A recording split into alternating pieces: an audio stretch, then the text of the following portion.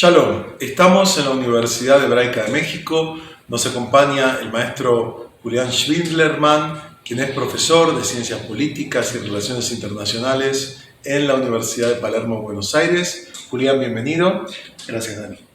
Tú tienes un libro que escribiste acerca de una figura clave en el desarrollo de la música moderna, pero también muy controversial por todo ese lado oscuro que tiene, que es Richard Wagner, y el libro se llama Triángulo de la Infamia. ¿Podrías hablarnos un poco qué significa ese Triángulo de la Infamia? Sí, ese Triángulo de la Infamia remite a tres actores en este sentido. Por un lado tenemos a Richard Wagner como un creador de música, pero también como un teórico del antisemitismo, entre otros temas.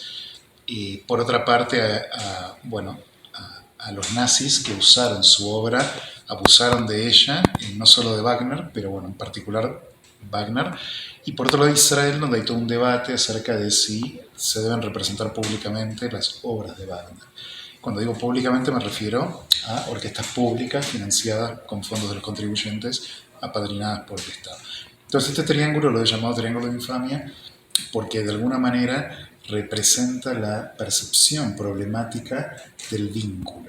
No porque alguno de estos sea infame, que obviamente el caso de los nazis lo es, sino porque la conjunción de estos tres actores, la Estrella de David con Wagner, con la esvástica, genera esta complejidad.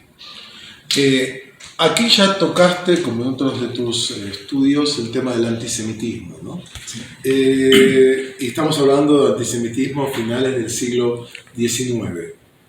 ¿Cómo ves la situación del antisemitismo hoy? En este mundo tan confuso, con tantos cambios geopolíticos, ¿qué papel juega el antisemitismo hoy? ¿Cómo lo ves en general? Mira, es una pregunta muy pertinente, muy actual, porque el antisemitismo, como vos bien sabés, Daniel, es camaleónico.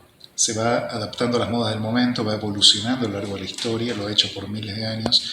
Y en esta contemporaneidad, por ejemplo, para darte un ejemplo actual de la pandemia, aparecían muchas personas vestidas con una insignia amarilla que imitaba la tipología hebrea de la época del Holocausto para protestar por las medidas antipandemia, que se podían debatir, por supuesto, pero esa simbología nazi, holocausto, parecía un poco fuera de lugar. Fíjate cómo desde un lado poco relevante y donde quizás las personas que lo usaban no eran antisemitas, sin embargo remitía al episodio antisemita más grave de la historia moderna y quizás de la historia de la humanidad. Entonces, en este sentido a mí me parece que la cuestión del antisemitismo sigue siendo siempre presente, tristemente no se va, se adapta a las modas del momento. En la época wagneriana, Wagner, como mencioné antes, él fue un compositor de música, pero también fue un teórico que llegó a escribir un libro que se llamó El judaísmo en la música, donde les negaba toda capacidad artística por condición racial. Y esto lo dijo antes de que nazca Adolf Hitler. De manera que él ya venía instalando la idea, junto con otros teóricos raciales de la época, de que la raza te condiciona, y en el caso de los judíos, él decía, no pueden contribuir artísticamente porque son judíos. Este fenómeno del antisemitismo racial ya no está presente, pero hay un antisemitismo político, un antisemitismo en donde enfoca su odio en el único Estado judío del mundo, en donde se presenta como una corriente, llamémosla, más filosófica antisionista que visceral antisemita, pero que no es más que una fachada para ese odio antiguo y presente. Se ve también como una manifestación moderna cuando hablas de negación de holocausto, por ejemplo. ¿No? Vos imaginate que si una persona negara, por ejemplo, la esclavitud de los negros en Estados Unidos, dijera esto nunca pasó, no existió, bueno, nos perturbaría, nos resultaría casi alucinante. Y sin embargo la negación del holocausto persiste incluso bajo la pátina de cierta falsa academicidad, donde los llamados revisionistas pretenden debatirlo todo abusando del derecho a la libertad de expresión, creyendo que es perfectamente debatible si existió o no el holocausto, como si fuese debatible si Elvis Presley vive ahora o no, ¿no? O sea, bueno, buscan legitimar lo inconcebible. Entonces yo creo que en términos modernos el antisemitismo hoy se expresa fundamentalmente en estas dos áreas.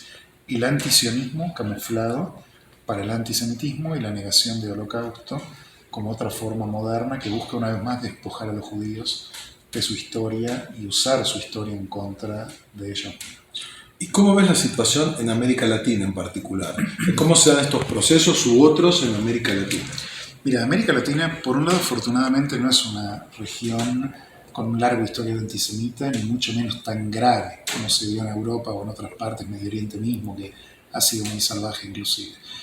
Sin embargo, no es inmune a estos fenómenos y la corriente del antisemitismo que tradicionalmente venía de los espacios de la derecha, o la ultraderecha, ¿no? Más bien de los grupos neonazis, hermanados a las épocas de las dictaduras militares, con un odio a los judíos muy fuerte, dio lugar a una nueva izquierda que traiciona sus valores fundacionales, que no es una izquierda con la que los auténticos izquierdistas podrían identificarse, sino una izquierda que quedó distorsionada, que se enamora del islamismo radical y que se transforma en algo profundamente antisionista.